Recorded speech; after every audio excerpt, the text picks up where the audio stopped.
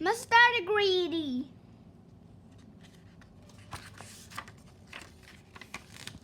Mr. Greedy liked to eat. In fact, Mr. Greedy loved to eat. And the more he ate, the fatter he became. And the trouble was, the fatter he became, the more hungry he became.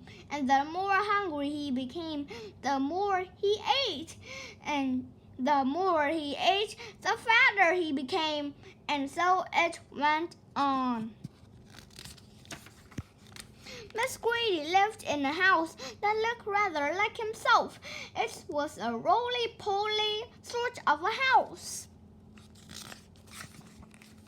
One morning, Mr. Greedy awoke rather earlier than usual.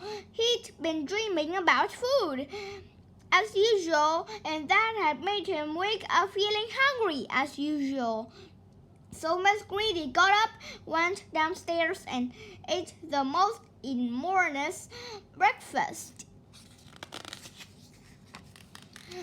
This is what Mr. Greedy had for his breakfast: toast, 2 slices, cornflakes, 1 packet, milk, 1 bottle, sugar, 1 bowlful, toast, 3 slices, eggs, 3 boiled, toast, 4 slices, butter, 1 dish, marmalade, 1 pot.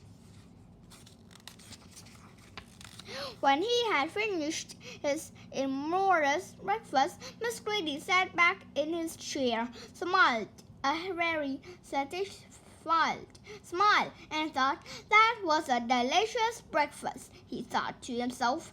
"Now I wonder what would be nice to have for lunch."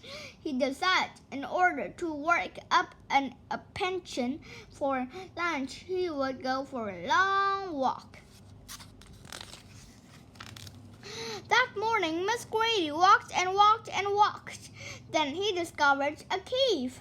"That's funny," he thought. "I don't remember seeing that there before." Mr. Greedy, being a curious sort of a fellow, decided to explore. He entered a dark cave. Inside, he discovered some giant steps leading upwards. Mr. Greedy, being a curious sort of a fellow, decided to climb them. They were very steep and very difficult to climb. But with much huffing and puffing, Mr. Greedy climbed up and up. At the top of the steps, Mr. Greedy came to a door. It was, without doubt, the biggest door that Mr. Greedy had ever seen, and it wasn't quite shut. Mr. Greedy, being a curious sort of a fellow, decided to see what was on the other side of that door. So Mr. Greedy squeezed himself through the crack in the door, and there before him was an amazing sight: the biggest room in the world. The floor was as big as a field. The table in the middle of the floor was as big as the house, and the chairs around it were as high as trees. Mr. Greedy felt very small. Then he sniffed. Coming from somewhere up on top of that giant table was the most delicious foodie smell that Mr. Greedy has ever smelled. Mr. Greedy sniffled again, and then decided that he must get up onto the table. So he began to climb up the legs of the enormous chair. Then it was difficult, very difficult, and it took him a long time.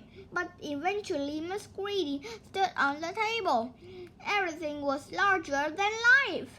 The salt and pepper pots were both as big as pillar boxes. There was a bowl of fruit on the table, and Mr. Greedy tried to lift one of the oranges. And Mr. Greedy, being Mr. Greedy, took a bite out of one of the apples there. Then he looked around. Over on the other side of the table stood the source of that delicious smell, a huge, enormous, gigantic glossary plate, and on that plate, huge, enormous, gigantic colossal sausages the size of pillows, and huge, enormous, gigantic colossal potatoes the size of beach ball, and huge, enormous, gigantic colossal peas the size of cabbages. Miss Greedy hurried across the table towards the plate, and being Miss Greedy began to eat. Suddenly, a shadow fell across the plate, and Miss Greedy found herself being picked up by a giant hand and looking into the eyes of a real-life giant. "And who," thundered the giant, "are you?" Miss Greedy was so frightened that he could only just manage to squeak his name. "Mr. Greedy!" he squeaked. The giant laughed and laughed as loud as thunder. "Greedy by name and greedy by nature," he bellowed. "Well, I think, Miss Greedy, that you need to be taught a lesson."